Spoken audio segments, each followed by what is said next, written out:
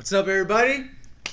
What's up, guys? Welcome A to to Z. episode 5, Yes, A2Z sir. FBC. We have a special guest. Yes, It's introduce me. yourself. Hi, I am Cynthia Heisch. I am the founder and host of the Careerfluencer podcast. Careerfluencer. Yeah. We're going to have her handle, which will be under the screen, on the description. Right there. Make sure you follow her. Make sure that you email her, contact her, so she can give you the best tips Yes. in Miami. Okay? Totally. And So let's we're get really right excited. into it. How'd you even get to Miami?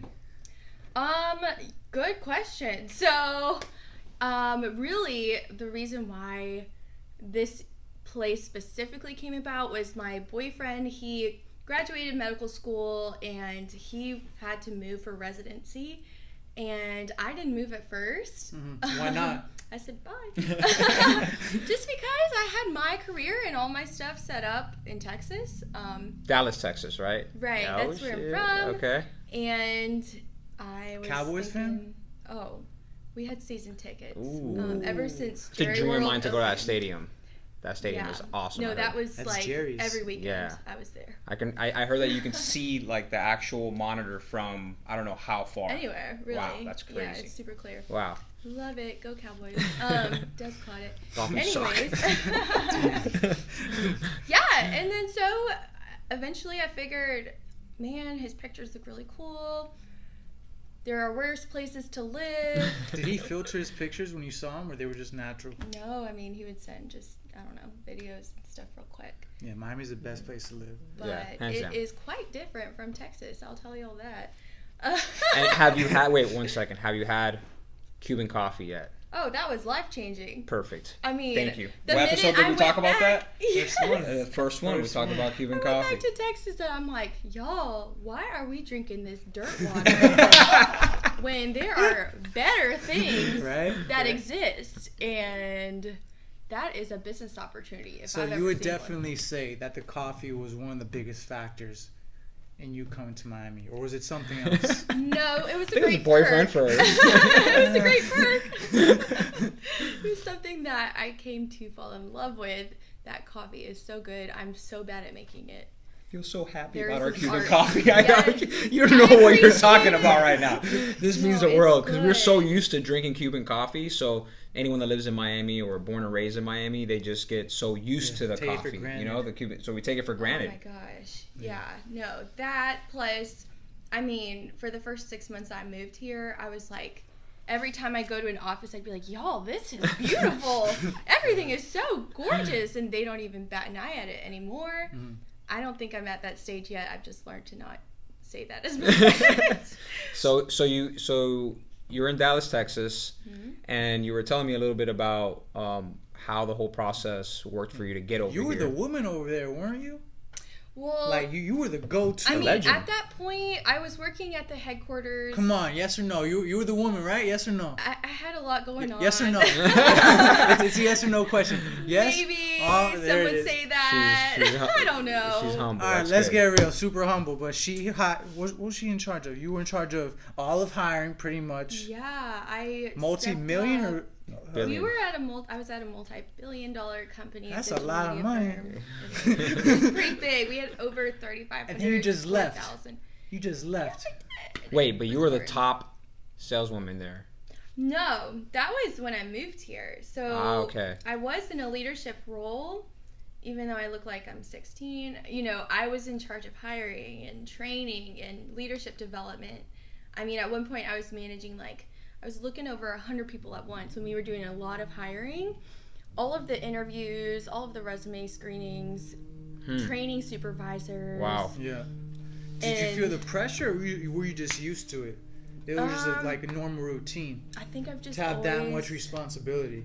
I've always been very driven, and Yeah, I mean the drive gets you through the pressure, you know, Yeah. especially when you're Like, starting off and you're I getting would a new never role. think it was too hard ever. Right. I'm always thinking bigger. Yeah, you're just like, all right, let me just handle this task Do and the keep best I on moving can. forward. Yeah. Yeah, that's how I feel. Sometimes I feel overwhelmed of a situation, like of something I have to do. But once I get through it, the next time it becomes easier and easier and easier, and that's all it is. It's And just you'll consistency. figure it out. You'll learn. Yeah, absolutely. You know? I needed to learn sales my mentors would tell me that. Yep. And, it's a part of business. That's the lifeblood When of did you business. get your first mentor? I've had mentors for as long as I can remember. That's key. Huge. Several. That's huge. I've had mentors for over 10 years. Yeah. And there's always someone that can help me in a certain area of my life and guide me in my life, which is really important because you can't do this alone. Oh, gosh. We always talk about that.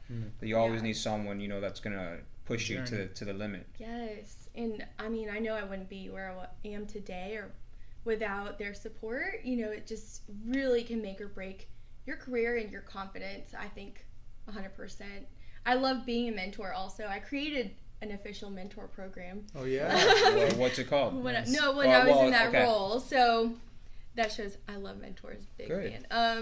So I got here and I took a 46%, pay cut to level 46? 46. 46. That's like half. 2-level demotion back to an entry-level sales position. No professional sales experience, but I just was like, if they'll give me this opportunity, I think it'll be a big challenge and I'll have to succeed. Well, yeah, because you're driven to succeed, Right. so it's in you, right? Yeah. I'd watch a lot of Grant Cardone and Uncle G. yes, and get on YouTube. I was reading books, literally nonstop. A lot of self-development, so you're working on yourself I'm all consistently. about it. Yeah, that's very important. Mm-hmm. I think that's a great habit to have, and a secondary thing to always do on any given day is to self-develop and get a little bit better in some other area, because if you put away going out at night or happy hour or any other activities in the evening, and you just focus on a podcast or reading or learning a new craft, you're only going to be that much stronger in your field. You know what I mean? So in 2 sentences, what is careerfluencer? Careerfluencer is a brand, platform, and digital community built to inspire ambitious professionals and help them become future leaders of our generation. Mic dropped. Yeah, that's Bam. one long sentence. Yeah, Crushed that's one long sentence, but it was worth it. It was worth it.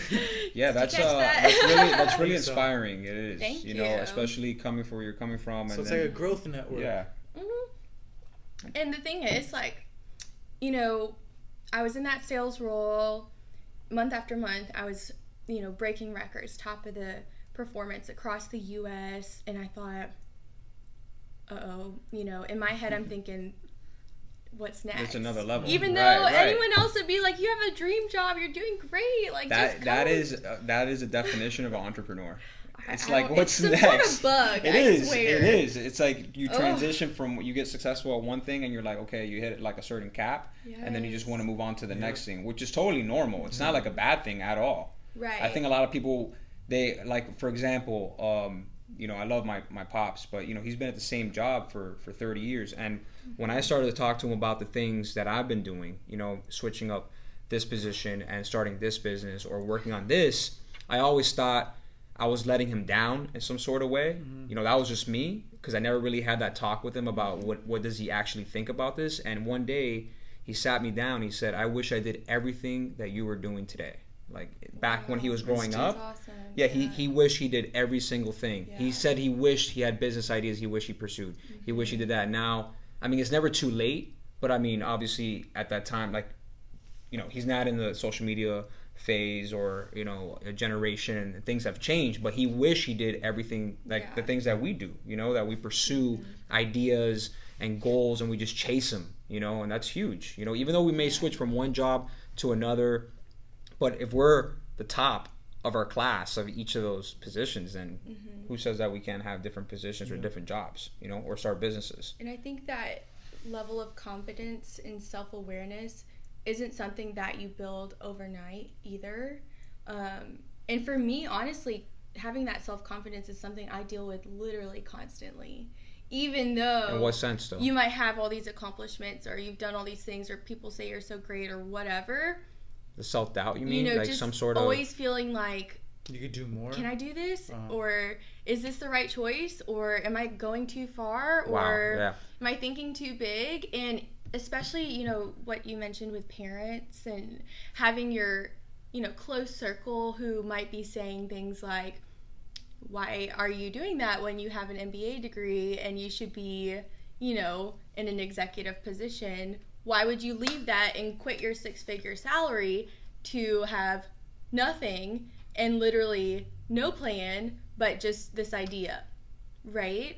But the only thing that kept me going, at least through that really tough phase at the beginning, when literally everyone's telling you, what are you doing? Is you have to have that inner confidence and just deep down know, this is what I'm meant to do. This is what I can do. If I put everything into it, I think it'll happen. Regardless. Yes. Regardless and so of how you feel. Yeah, right. Regardless of how you feel. Even if you feel like I can't. How many times have I called you, or we talked about like, I have a lot on my plate. I don't know if I can do it. And what do? We get it done. You know, and that's the entrepreneur level that we're at. Like, we have to chase it. You know what I mean? But like you, I have self-doubt. Like, is this really something I should pursue? And then all the fears kick up, right? Or, well, I'm not really educated in this area. Do you think I can actually present it, or do this or do that? And it's just, bottom line, just do it. You know, you can only learn from your mistakes. And I think also, no matter how many mentors you have, how many friends you have that you ask for advice, at the end of the day, it's up to you. Really, you're the only one who that wakes up, that has a routine, what you're meant to do, what you have in mind, what you're thinking of. Because right now, where you're at and what you're doing, you got to understand your friends and family only see what you've done so far. And you're telling them, I'm trying to do this. And you see it, but pretty much nobody else can see it the way you do. Absolutely. So that's the catch, and that's what I told myself is like, okay, if I do this, they will see it, and they will get to that point one day, I hope, you know, that they're saying, wow, you're doing great. It's not that they doubt you, but they want the best for you. So that's a good perspective on it, because for us, we talk about it in other episodes, is the circle are the people that we have in our life. I'm grateful to have the family that I have that supports me no matter what, you know? Well, we all support each other, regardless of how crazy the idea is, right? Because you just never know, man. Like, people just need that little bit of encouragement, you know? It may be crazy, maybe like, hey, that's a little crazy, but let's do it. How can we get it done? You know, and that's really important. That's really, really, really, really important. And see, I would also say, even if you're thinking, wow, I have 0 friends that are entrepreneurs, I don't have this support circle. You can find them. What do I do? What I would do is I would listen to podcasts. I would read books. I would virtually connect, with people online. Networking events. There's tons of free networking events. Those are where you meet people. But what's even more important, like what you were touching on, is listening to podcasts and choosing and selecting what you put in your brain. Because making that decision when you're, at least for me, when I'm in the car, I could either listen to really ignorant trap and rap music, or I could go on the other side of it and listen to an audiobook or listen to a podcast. And that's make or break. Because once I'm already in that mindset of like, all right, I'm listening to this audiobook, getting better, doing this, doing that, I'm already in that mode. So if I face any challenge or whatever comes at my way, I'm just going to be in that mindset of like, I'm going to do it no matter what. As opposed to, again, this is my experience. And then if I choose like just to F off and listen to music, I'm already in that like la-di-da-di mood. I'm like, oh, whatever. Music's great, but you do also need to, if you can't take the time to sit and really focus and grow yourself, then you've got to make that sacrifice for sure. Yeah, absolutely. I literally cannot go to bed at night if I haven't had enough, whatever enough is, time. It's never for enough. personal Exactly. I will stay up all night. Welcome to Miami, the city of never enough. Yes, but the thing is that not everybody is like that, and that's what really gets me, is that it's the minority, the people who actually do it. A lot of people say, oh yeah, I do all this stuff. But don't you think that not everyone should be able to do that? Because there has to be some sort of leadership and some leaders. No. I think everybody has some sort of leadership in them, but I think there isn't. Well, based on my experience. Everyone could do it, just like a matter of if they actually want to do it. You can always improve, and sometimes it's just a matter of seeing what's possible, and that's by finding other stories or other journeys of people you look up to or want to be like, or sometimes it's just meeting them in person, but no matter what, I think you can always learn something new. Who's your ultimate role model then? Off the top of your head. My ultimate role Top of your head. model? Don't think about it. Off the top of your head. Elon Musk. There it is. Wow. Yeah. He's a boss.